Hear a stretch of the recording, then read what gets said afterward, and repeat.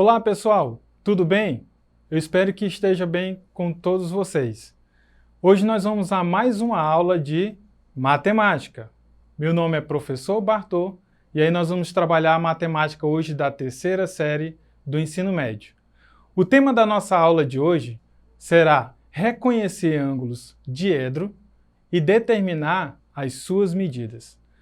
Mas para isso, gente, antes de falar sobre o ângulo diedro e determinar as suas medidas, nós precisamos retomar alguns conceitos das aulas anteriores para que você entenda e compreenda a utilização dessa ferramenta matemática ou dessa estratégia matemática que tem como tema ângulo diedro. Então, acompanhe comigo alguns conceitos. Posição relativa entre dois planos. O que vem a ser isso? Consideremos dois planos, alfa e beta. Eles podem ser coincidentes se todos os pontos de um são pontos do outro. Então acompanhe a imagem. Na imagem você tem aí o plano alfa e o plano beta. Isso significa dizer que os seus pontos de um é ponto do outro. Então, quando acontecer esse tipo de situação, nós temos aí um plano coincidente, tá? E aí a nomenclatura é a seguinte: alfa coincide com beta se somente se o alfa interceptado ao plano beta é igual a alfa igual a beta. Ou seja, todos os pontos que estiverem lá no plano alfa são os mesmos do plano beta. Vamos à segunda situação. Quando for paralelos, se não tem ponto comum, indicamos plano alfa paralelo ao plano beta. Então acompanhe comigo aí na imagem. Nós temos um plano alfa e acima nós temos um plano beta. Então vocês observem que nós temos dois planos e eles não têm ponto em comum. Eles não intersectam em nenhum momento os seus pontos e nem as suas retas. Então isso implica dizer que o plano alfa é paralelo a beta. Vamos a mais um caso. O terceiro caso será quando ele é concorrente. Quando acontece isso? Se a intersecção entre ambos é uma reta. E aí nós indicamos plano alfa concorrente ao plano beta. Acompanhe a imagem. Então, nesse caso aí da imagem, você tem um plano alfa do seu lado direito, né? E do outro lado nós temos um plano beta. Vejam que quando eles intersectam, eles terão em comum uma reta R. Ou seja, nesse caso eles são concorrentes, porque existirá uma reta intersectando esses dois pontos. Tudo bem até aqui? Então essa é a nomenclatura na geometria para essa situação. O plano alfa concorrente a beta acontece somente se o plano alfa intersecta a beta e aí nós temos uma igualdade numa reta R, tá?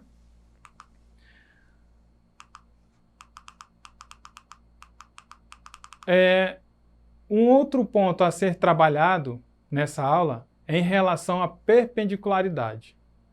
Os planos alfa e beta são perpendiculares se e somente se existem uma reta R contida num deles e perpendicular ao outro. E aí nós temos a seguinte indicação: plano alfa perpendicular a beta. Vamos ver isso geometricamente. Então acompanhe aí a imagem. Vocês têm aí na imagem um plano alfa, né, na vertical e um plano beta na horizontal. Veja essas linhas da cor vermelha. Elas estão representando a reta, tá? Então observe que para acontecer o perpendicularismo entre dois planos, ela vai ser da seguinte forma: o plano alfa perpendicular ao plano beta, se só se existe uma reta contida no plano alfa, no plano beta, desculpa, tal que a reta R ela esteja perpendicular ao plano alfa. Então é só acompanhar a nomenclatura matemática e o desenho geométrico aí, tá? Agora nós vamos conceituar diedro. Dois planos secantes, alfa e beta, determina no espaço 4 semiespaços. Ou seja, nós chamamos de diedro a intersecção não vazia de dois desses semiespaços. Aí você poderia perguntar, mas como é que é isso, professor? Calma, gente. Eu trouxe uma imagem para vocês verificar. Então acompanha aí que nós temos dois planos e eles se dividem em semiespaços. E aí vocês vão ter, observando no anti-horário, que nós temos o primeiro diedro, o segundo diedro, o terceiro diedro e o quarto diedro, né? Na imagem anterior também ela representa um diedro, onde nós temos dois planos, né?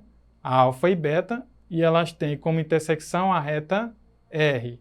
Então, da mesma forma, nessa imagem, você verifica os 4 diedros representados na figura geométrica. Certo, gente? E aí nós temos ainda a seção normal de um diedro. O que vem a ser isso? Chama-se seção normal ou reta de um diedro a intersecção desse diedro com o plano perpendicular à sua aresta. O que quer dizer isso?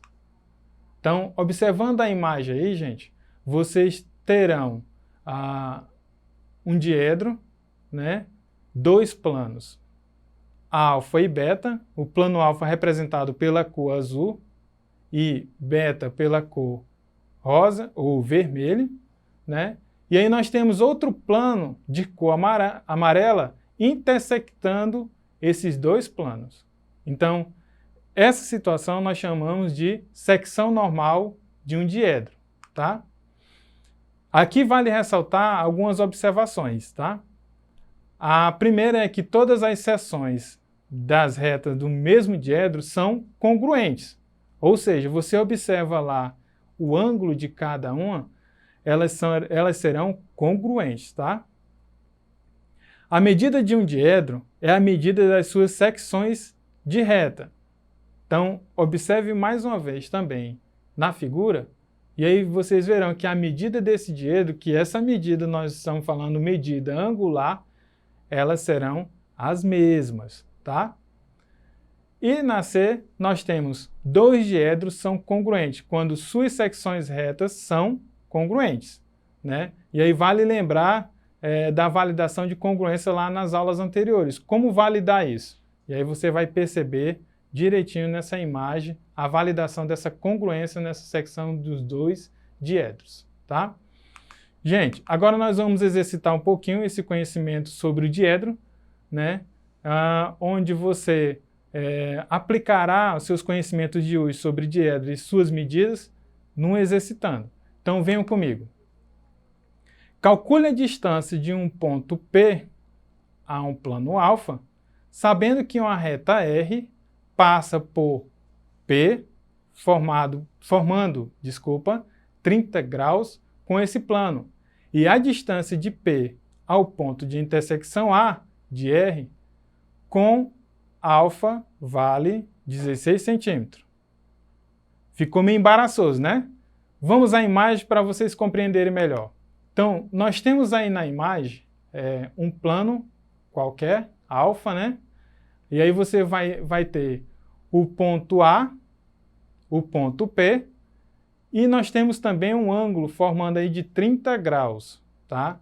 E aí, como vocês têm um conhecimento sobre trigonometria, seno, cosseno, tangente, esses elementos básicos da trigonometria, vocês verão que será fácil tirar os dados desse problema. Então, nós temos um ângulo de 30 graus, nós temos também o cateto oposto, que é a altura desse triângulo, que é representado pela letra D, e nós temos a hipotenusa, com o valor de 16 centímetros. Tá, e agora? Utilizando lá o conceito do seno, nós temos a seguinte situação. Nós sabemos que o seno é o cateto oposto dividido pela hipotenusa. Então, acompanhe comigo aí, tá?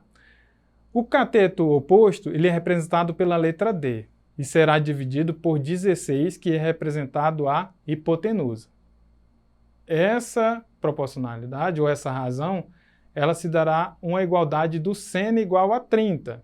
Então, vamos resolver aí essa distância. Esse é o comando da questão. Então, a minha distância é igual a 16 vezes o seno de 30.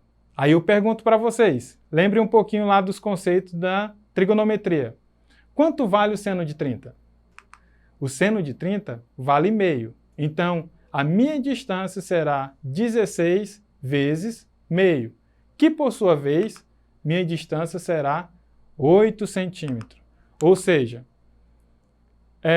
a distância de P no plano alfa, ela é 8 centímetros, gente. Pessoal, hoje vocês trabalharam sobre diedro e suas medidas. Peço a vocês que consultem lá na plataforma Eduque, terá outras aulas em relação à matemática da terceira série, revisem, né? Deixarei também 5 atividades sobre diedro e suas medidas, né, referente a essa aula de hoje. Pratique, exercite, tire dúvida com o seu professor, né, e bons estudos. Até a próxima, gente!